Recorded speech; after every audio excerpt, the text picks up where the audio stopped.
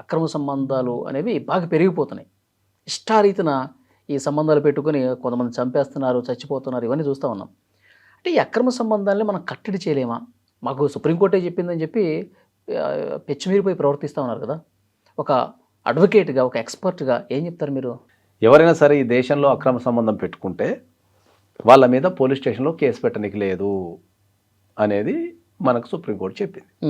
Okay, ఆడవాళ్ళకు హక్కులు లేవు కాబట్టి అదంతా కొద్దిగా ఇటు జెండర్ బయాస్డ్గా మగవాళ్ళకు కొద్దిగా ఎక్కువ అది ఉంది కాబట్టి ఆ ఉద్దేశంతో తీసేసిండు.